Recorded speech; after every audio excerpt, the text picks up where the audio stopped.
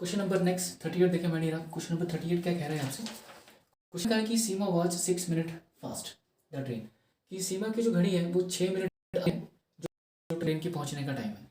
अब कह रहा है कि we should have arrived at was 14 minute late, कि सीमा की घड़ी जो है जो की पहुंचने के टाइम उससे 6 मिनट आगे, बट ट्रेन जो थी उसने 7 बजे पहुंचना था, बट वो कितने मिनट लेट। मतलब क्या हुआ कि ट्रेन को पहले 7 बजे पहुंचना था, but due to some reason के बाद वो पहुंच रही है 7:14 में। लेट का मतलब यही हुआ। और जो सीमा की घड़ी है जो ट्रेन की घड़ी से क्या थी 6 मिनट आगे थी, तो 6 मिनट आगे थी मतलब आपके 7:14 पे आपके पास ट्रेन को पहुंच रही है। 6 मिनट उसकी घड़ी क्या है आगे है, तो 7:14 में आप 6 मिनट और ऐड करें तो 7:20। तो कहना है कि जो ट्रेन है वो कितने बजे पहुंचेगी, तो ट्रेन पहुंच रही है 7:20। तो 38 जो क्वेश्चन है माय डियर आपके पास, तो इसका जो आंसर है वो आपके पास है डी आंसर आपके पास है, राइट। इस क्वेश्चन को आप देख लें, इंपॉर्टेंट क्वेश्चन है। इस टाइप का क्वेश्चन आपके एग्जाम में बहुत बार बनता है। फिगर चेंज हो सकता है, ये चीज़ें चेंज हो सकती हैं, बट इस क्वेश्चन को जब भी आप करें तो क्वेश्चन की लैंग्वेज क्या कह रही है आपसे, तो एक बार देख लें इस क्वेश्चन को आप। क्वेश्चन नंबर 39 इज, इसमें ये कहा गया है कि एक क्लास है उसके अंदर 180 स्टूडेंट्स हैं, 180 स्टूडेंट्स हैं, उसमें बॉयज़ और गर्ल्स हैं। अब ये क्वेश्चन में ये कह रहा है कि जो लड़कियां हैं वो लड़कों से क्या है 2 गुना ज़्यादा है। तो इसका रेशो जब भी आप बनाएं या तो 1:2 बना दें तब भी यही बनेगा, या इसको आप x मान लें तो उसको आपको 2x मान के चलना पड़ना। तो रेशो ये बनेगा आपके पास कि लड़कियां जो है वो लड़कों से डबल है। अब टोटल अगर देखा जाए दोनों का रेशो मिला लिया जाए तो 3x, और 3x की वैल्यू कितनी बराबर, तो x की वैल्यू कितनी मिलेगी आपको 60। सबसे पहला काम आपने ये करना होता है जो रेशो दे रखी है उसको टोटल के बराबर करके आपने लड़का और लड़कियों का टोटल आपने फाइंड आउट करना कि है कितने ये सारे। तो यहाँ से निकल गया, तो x की वैल्यू कितनी मिली आपको 60। जैसे x की वैल्यू 60 मिली आप यहाँ रखेंगे तो गर्ल्स होगी आपके पास 120 और बॉयज़ कितने आपके पास से 60। अब इसके आगे जो क्वेश्चन में ये कहा है इसने कि रुपेश है, मान लीजिए 180 स्टूडेंट्स हैं, उसके बाद कह रहा है कि रुपेश है, रुपेश का जो पोजीशन है टॉप से जो आ रहा है वो 30 आ रहा है। ये रुपेश की बात हो रही है कि रुपेश को अगर आप काउंट कर रहे हैं कि अगर वो टॉप से 34 पोजीशन पे है तो इससे ऊपर कितने बच्चे हैं फिर, तो इससे ऊपर देखो माय डियर आपके पास कितने हैं 33 है। बट क्वेश्चन में बोला गया इसने कि इससे ऊपर जो है वो 18 लड़कियां हैं। अगर 18 लड़कियां हैं तो तुम्हें इसकी 33 में से 18 माइनस कर दिए तो आपके पास देखो 13 में से 8 चले गए, तो आपके पास रह गए यहाँ पे 5 और 2 में से 1 चला गया तो 15। तो टोटल कितने रह गए आपके 15, कि इससे ऊपर अगर 33 हुए, इनमें से 18 लड़कियां हैं तो 33 में से आपने 18 माइनस कर दिया तो आपके पास बॉयज़ कितने होंगे 15। ये आपके पास क्या होंगे बॉयज़। अब इससे ऊपर जो है 15 लड़के हैं तो अपनी रुपेश की अपनी पोजीशन भी है वो भी आपने ऐड करनी है, तो टोटल कितने होंगे 16 इसको मिला के। अब कह रहा है कि टोटल 60 है आपके पास, तो 60 में से 16 माइनस कर दो तो इससे आगे कितने बैठे हैं या पीछे कितने बैठे हैं, तो कितने रह गए 44। तो आपका आंसर कितना हो गया 44। तो ये क्वेश्चन रैंकिंग का है, इंपॉर्टेंट क्वेश्चन है। इस क्वेश्चन को करने के लिए माइंड एक एक चीज़ को बड़े ध्यान से देखें, क्वेश्चन की लैंग्वेज को पढ़ें कि क्वेश्चन को इसने उलझाना कहा था यहाँ पे कि अगर 34 है, रुपेश की पोजीशन 34 में बन रही तो उससे पीछे कितने हैं फिर 33 है। आपने इससे ऊपर की बात कर रहे हैं तो 18 लड़की हैं, तो 33 में से 18 माइनस कर दो बचे कितने 15, तो 15 लड़के हो गए। तो रुपेश से ऊपर जो 15 लड़के हैं तो रुपेश की अपनी पोजीशन भी है, तो टोटल कितने हो गए 16। अब क्या काम करेंगे आप 60 टोटल लड़कों में से 60 में से 16 माइनस कर दो तो इससे जो पीछे हैं वही पूछा इसने कि उसके बाद रैंक में कितने लड़के हैं, तो उसके बाद रैंक में कितने लड़के आ रहे हैं 44। तो इसके अकॉर्डिंग 39 जो क्वेश्चन है हमारे उसका आंसर कितना आपके पास है बी। 39 क्वेश्चन का आंसर क्या है बी, इंपॉर्टेंट क्वेश्चन है, और देखें इसको आप। ना क्वेश्चन नंबर 40 है आपके पास, ये है आपके पास ब्लड रिलेशन का क्वेश्चन मीडियम, इसको आप देख लें एक बार। कहता है कि पॉइंटिंग में फोटोग्राफ की तरफ इशारा करते हुए वुमेन कह रही है कि he is the brother of the daughters of my mother's in laws only son, कि वह जो है क्वेश्चन में ये कह रहा है कि एक फोटो की तरफ इशारा करते हुए एक औरत कह रही है कि वह मेरी सास के इकलौते लड़के की पुत्री का भाई है, कि वह मेरी सास के। तो क्वेश्चन को आपने ना बीच से पकड़ना है कि वहां से आपका लिंक कहाँ से बन रहा है कि बह की बात हो रही है। अगर मैं वुमेन्स को यहाँ रखूँ, बह का मतलब यहाँ पे बह मेरी सास, ये वाली इसकी सास का रोल तभी प्ले करेगी जब इसकी शादी इसके साथ हुई होगी, कि बह मेरी सास के इकलौते पुत्र की, इसके आगे कहा इसने इकलौते पुत्र की पुत्री, इकलौते लड़के की पुत्री यहाँ पे हम डॉटर यहाँ पे बना लें, डी मान लें इसको आप और माइनस का साइन लगा दें, का भाई है तो भाई इसके साथ में आएगा ये वाला। तो इस तरह से इसको ड्रॉ कर रहे हैं आप कि वह मेरी सास कब लगी जब इसकी शादी इसके साथ हुई होगी, इसके जो इकलौती पुत्री है उसका क्या भाई है यहाँ पे, तो क्वेश्चन में ये कहा गया कि वह सब जो यूज़ हुआ माय डियर वो किसके लिए यूज़ हुआ है कि मैन के लिए यूज़ किया। तो कहता है कि how is the man related to the women. तो जो मैन है वो वुमेन के साथ किस तरह से रिलेटेड है, दिस इज योर वुमेन, तो is you man this one man. तो क्या है आपके पास यहाँ पे आंसर क्या होगा बेटा। तो आपका आंसर है यहाँ पे ए। तो 40 का आंसर कितना हो गया ए। इंपॉर्टेंट क्वेश्चन है। इस टाइप का क्वेश्चन जब भी आपके पास आता है तो हमेशा यहाँ बीच में से लाइन को ब्रेक करके लिखें। जैसे यहाँ पे लिखा था मैंने my mother's is the only son, तो यहाँ से माई मदर्स ओनली सन कैसे हो सकता है कि my mother's is the only son है कि मेरी सास का इकलौता बेटा। तो मेरी सास का इकलौता बेटा आपने यहाँ से पकड़ लिया। उसके बाद कह दिया था इसने यहाँ से, यहाँ पे देखो he is the brother of the daughters of my mother's sons only son. तो he is the brothers of the daughter of my only son. तो इस तरह से आप इसको बना लें। इंपॉर्टेंट क्वेश्चन है। 40 का आंसर जो है मैटर वो क्या आपके पास ए आंसर है। एक बार इस क्वेश्चन को देख लें आप। नाउ अब मैं डिस्कस करने जा रहा हूँ माय डियर आपके पास है मैथ्स वाला सेक्शन, ठीक है। रीजनिंग वाले पार्ट्स आपके सारे डिस्कस हो चुके हैं। अब मेरे सेक्शन को कैसे करना है, तो मैथ्स वाला सेक्शन आपका चलता है 71 से। तो फर्स्ट क्वेश्चन देखें हम 71 का। इसमें कहा इसने कि देखो 0.6 बार प्लस 0.7 बार प्लस 0.8 बार। अब कह रहा है कि find the value of this. ये बार वाला कंसेप्ट जब भी आपके पास आए तो इसको जब हम ब्रेक करते हैं ना तो आपने सिंपल इतना याद रखना है कि देखो पॉइंट के आगे सिंगल नंबर पड़े, इसके ऊपर बार लगाओ, तो आपने जब इसको ब्रेक करना है तो इसका क्या आएगा सिंगल लाइन आएगा। प्लस इसके ऊपर बार लगाए, जब इसको ब्रेक करेंगे तो सिंगल लाइन आएगा। इसको ब्रेक करेंगे तो कितना आएगा सिंगल लाइन आएगा। अगर यहाँ पे क्वेश्चन था जैसे 0.6 बार ऐसे डबल बार लग जाए तो आप 66 लिखेंगे, उसके नीचे डबल लाइन लगा देंगे, राइट। तो जब भी बार को आप ब्रेक करेंगे जितने नंबर के ऊपर बार लगाए उतना ही आपने क्या करना है 9 लिख लेना नीचे। तो सिंगल नंबर बार लगा तो सिंगल लाइन आ गई। इन सब का जब आप एलसीएम लेंगे तो एलसीएम कितना आएगा 9 आएगा। सभी का एलसीएम सेम है तो ऊपर सभी नंबर को आप क्या करेंगे प्लस कर देंगे। तो देखो 7 और 6 13, 13 और 8 कितने होते हैं मैडियन आपके पास 21, 21 और कितना हो गया आपके पास 9। अब जब इसको सॉल्व करेंगे तो आपके पास 18, 18 और 3 कितना हो गया 21। बट ये आपके पास फाइनल आंसर नहीं है। ऑप्शन में जो आंसर आपके पास है वो है पॉइंट में। जैसे देखो 2.3 बार ये पहले वाला ऑप्शन है, 2.330 ये दूसरा है, 2.30 बार ये वाला है, 2.39 बार ये वाला ऑप्शन है।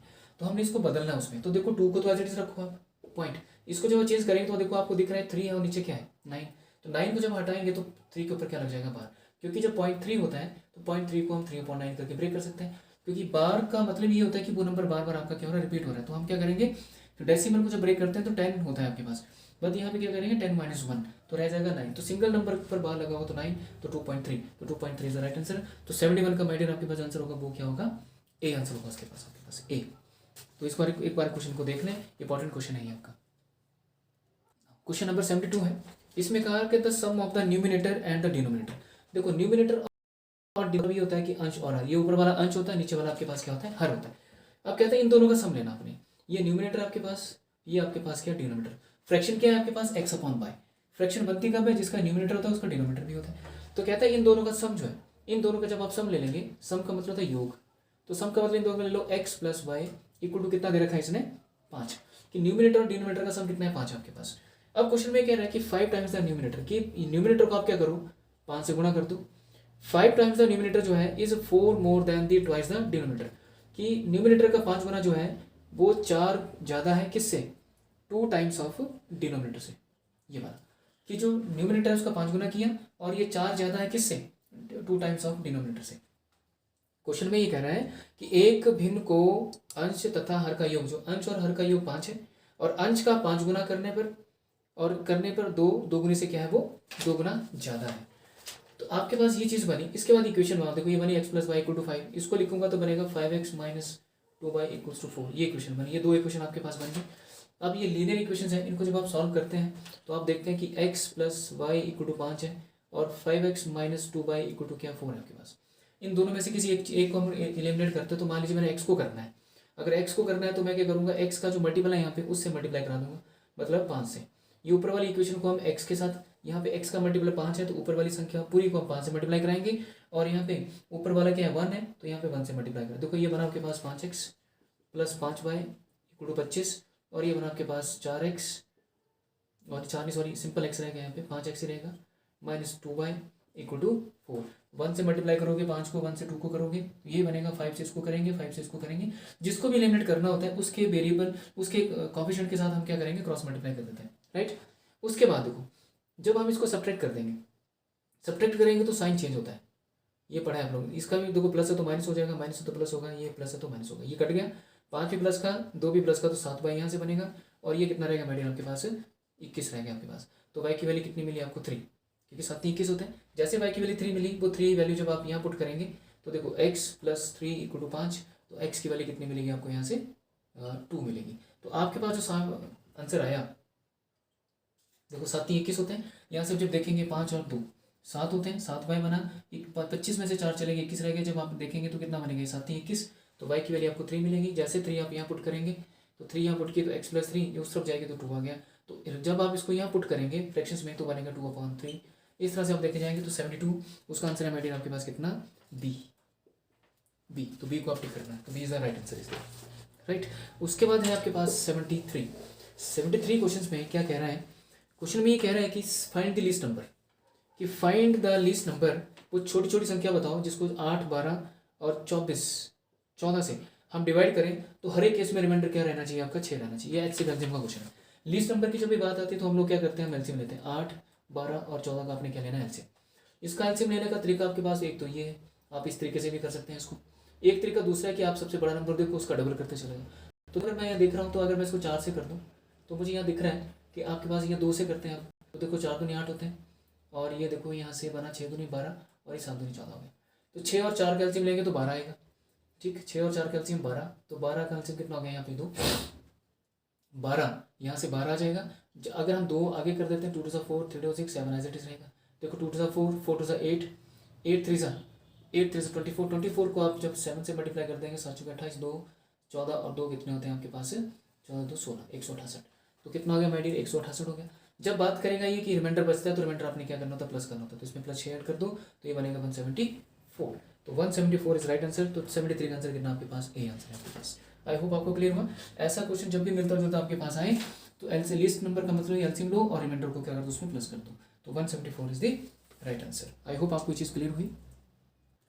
क्वेश्चन नंबर 74 है आपके पास। 74 क्वेश्चन आपका ये कह रहा है द कॉस्ट प्राइस ऑफ मतलब CP of 8 article is equal 16 article. ऐसा क्वेश्चन जब भी आपके पास आए कि 18 वस्तुओं का क्रय मूल्य जो है वो 16 वस्तुओं के विक्रय मूल्य के बराबर है। इसका मतलब है कि 18 चीज़ों को खरीदने के लिए आपने जितना पैसा खर्च किया था वो आपने 16 को क्या किया बेच के पूरा कर लिया। तो यहाँ से जब भी ऐसा क्वेश्चन बनेगा तो सीपी और एसपी को आपने एक तरफ करना है और 16/18 हो जाएगा। 16 एज इट इज रहेगा, 18 इसके डिनोमिनेटर में आएगा। तो कॉस्ट प्राइस कितना है 16 रुपये, और मतलब 16 रुपये की चीज़ है 18 रुपये में आप बेच रहे हैं, तो आपको प्रॉफिट कितना हो रहा है 2 का हो रहा है। अब जब आपने यहाँ से प्रॉफिट परसेंट निकालना है तो देखो प्रॉफिट परसेंट के लिए प्रॉफिट चाहिए होता है on the basis of CP कितना आपके पास 16 और मल्टीप्लाई क्या होगा 100%। तो जब इसको सॉल्व करेंगे तो आएगा 8, ये बनेगा 4, तो 25/4 लिखेंगे आप, ठीक। जब इसको काटेंगे तो कितना हो जाएगा मेडियन आपके पास ये 6.25%। तो 6.25% अगर हम देखें यहाँ से तो कौन सा आंसर आपका बन पा रहा है। यहाँ से एक बार देखें इसको कि कॉस्ट प्राइस ऑफ 18 आर्टिकल्स हैं is equal to the selling price of 16 article. एक तरफ किया मैंने इसको, सीपी अपनी जगह एसपी अपनी जगह रहा, 18 नीचे आ जाएगा।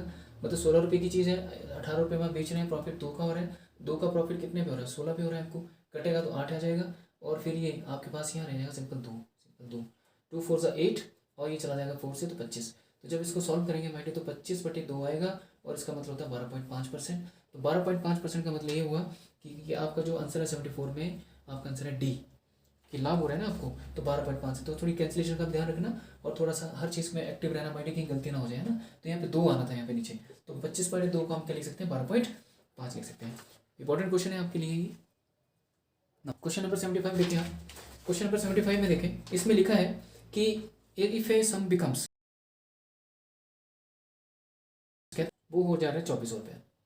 मैं हर एक क्वेश्चन मैंने आपको अपनी वीडियोस में हर चीज़ में करवाया हुआ है। जितना भी आज ये मॉक टेस्ट हम डिस्कस कर रहे हैं आप सभी वीडियोस को देखें, आपकी हर एक चीज़ क्लियर होना से। देखो 3 साल में 24 रुपये अगर उसको तो कह रहा है कि वो वही पैसा जो 4 सालों में कितना हो जाता है 4 ईयर्स में बन जा रहा है वो आपके पास 2520 रुपीज़ के बराबर। Is it clear. कहता है कि कोई पैसा है, कोई धनराशि है, वो 3 सालों में 24 रुपये हो रही है। अगर ये 3 साल में 24 हो रही है इट मीन इसके अंदर प्रिंसिपल भी है, इसके अंदर एसआई भी है। ये 4 साल में बन रही है तो इसके अंदर प्रिंसिपल भी है, इसके अंदर एसआई भी है। होना कि कोई पैसा इतना हो जा रहा है इसका मतलब ये है कि वो अमाउंट बन रहा है, और अमाउंट को हम बोलते हैं मिश्रधन। मिश्रधन का मतलब क्या होता है कि उसके अंदर प्रिंसिपल भी है, उसके अंदर ब्याज भी है। Is it clear. अब सबसे पहले काम क्या करना होता है, आपने डिफरेंस लेना होता है। 1 साल का देखो आप डिफरेंस कितना आ रहा है यहाँ पे। 1 साल का जो डिफरेंस है वो देखो कितने के बराबर आ रहा है, देखो 0 0 2 का 2 आ जाएगा और 5 में से 4 चले 1 आएगा। तो 1 साल का ब्याज कितना मिल रहा है 120 रुपये। अगर 1 साल का ब्याज 120 है तो 4 साल का निकालना पड़ेगा, तो इसे मल्टीप्लाई करा देंगे। अगर 3 साल का करना है तो भी हम मल्टीप्लाई, इन दोनों में से कोई एक ले लो आप। तो देखो 1 साल का ब्याज अगर इतना है तो 4 साल का कितना होगा फिर 12 चौके 48, 480 रुपये। अब देखो कि 4 साल में कोई पैसा जो है वो 2520 रुपये बन रहा है, इट मीन्स कि उसके अंदर ब्याज कितना लग रहा था, देखो 4 साल का 480 रुपये। तो इसके अंदर देखो 480 रुपये आपका ब्याज है, तो 2520 में से आप 480 माइनस करा दीजिए, 0 12 मिनट 4 चले 4, यहाँ पर रहेगा 0, देखो 2040 रुपये। तो 2040 रुपये आपका क्या है, प्रिंसिपल है। और यहाँ पे पूछा क्या इसने, यहाँ से आपसे ये पूछा है यहाँ पे कि उसका रेट कितना होगा। तो रेट कैसे निकालेंगे आप, देखो जब भी हमने रेट निकालना है तो उसके लिए हमें एसआई चाहिए होता है। एसआई कितना हमारे पास, ये 1 साल का कितना दे रखा है, और प्रिंसिपल हमें चाहिए होता है। तो रेट हमने लिया, तो रेट होता है एसआई कितना आपके पास 120 का ब्याज लग रहा है कितने पे 2040 रुपये, और मल्टीप्लाई क्या कर देंगे 100% कर देंगे। ठीक, आप 4 साल ही लिया, जरूरी नहीं आप 3 साल भी ले सकते थे। तो आप क्या करते, 120 को 3 से मल्टीप्लाई करा देते तो कितना आता 360 आता। आप यहाँ रखते 360 को, तब भी आपके पास कितना आता 2040 ही आता है ना। अगर 3 साल के अकॉर्डिंग करते हैं आप, तो यहाँ पे ब्याज बनता 360।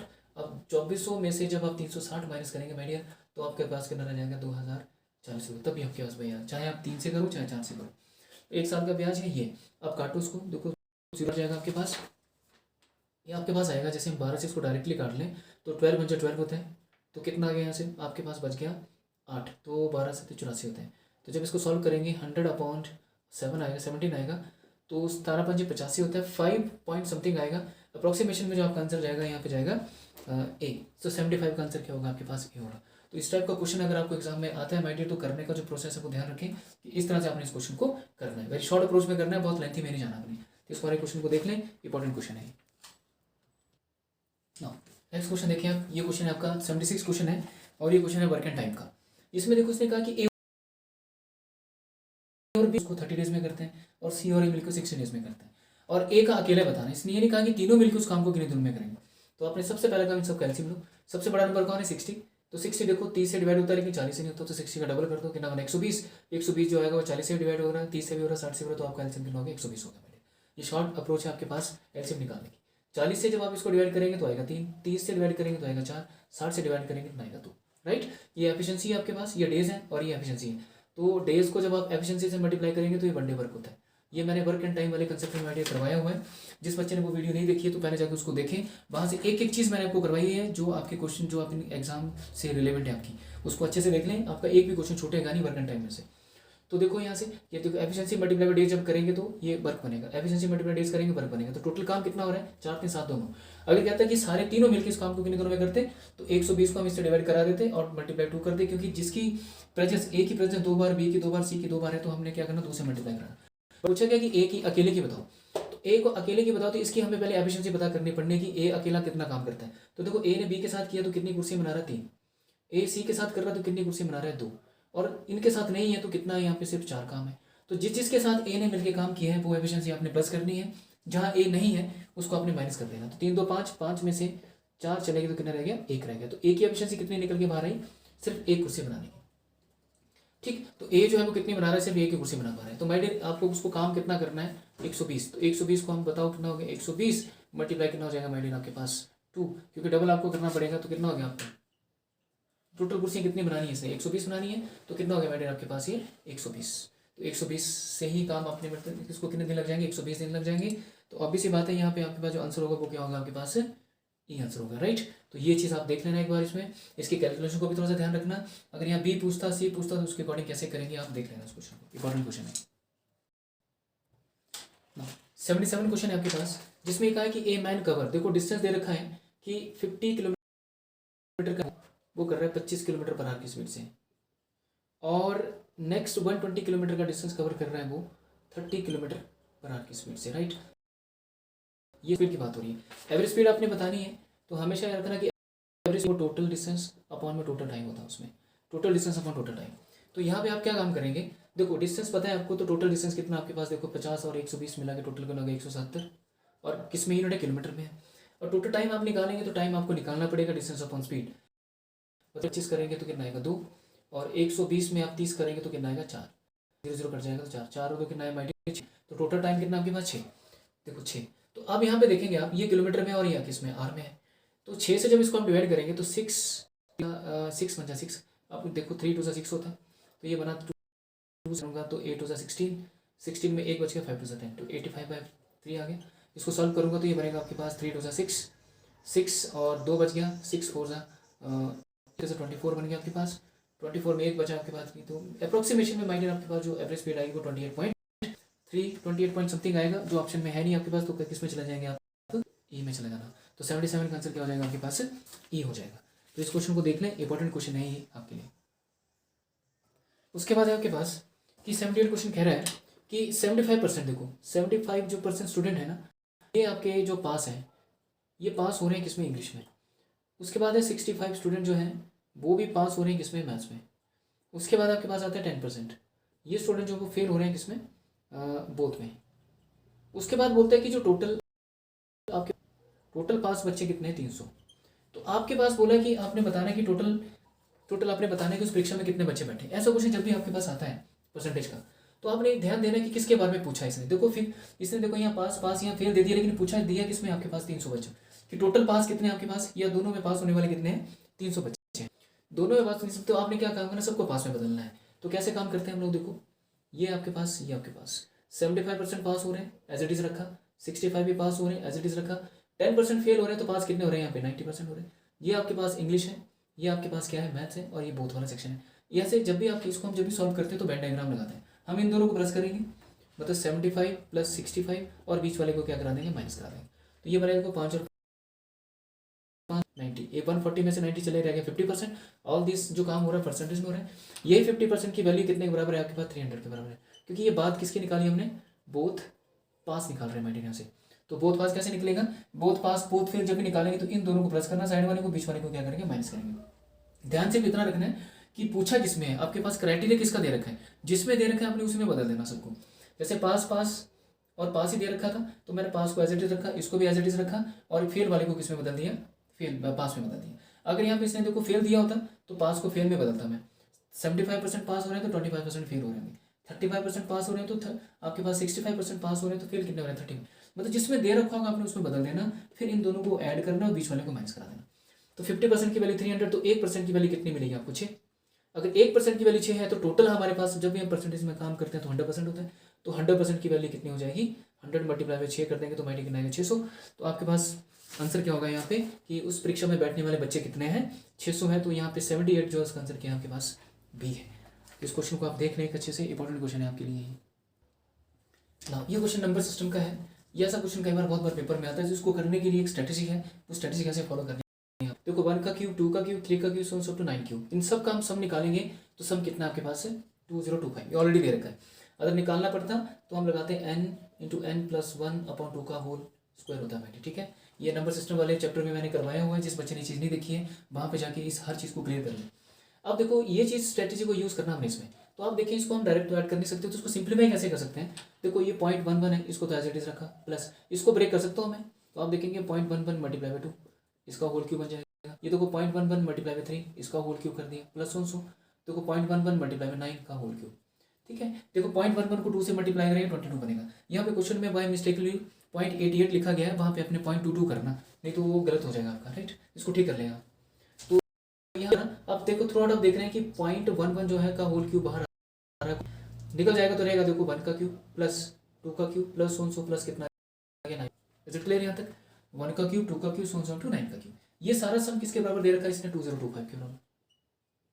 और मल्टीप्लाई कितना आपके पास, ये देखो 0.11 है ना, कितनी बार है ये, 13 में। तो 0.11 का क्यूब है आपके पास। इसको जब आप मल्टीप्लाई करेंगे तो 11 का क्यूब होता है 1331, मतलब 1331 लिखा, साथ में आपके पास है 2025, और 1331 है तो जो डेसिमल लगेगा 6 नंबर को छोड़ के लगेगा, तो 1 2 3 4 साथ में 5 और 6 यहाँ डेसिमल लगा दें।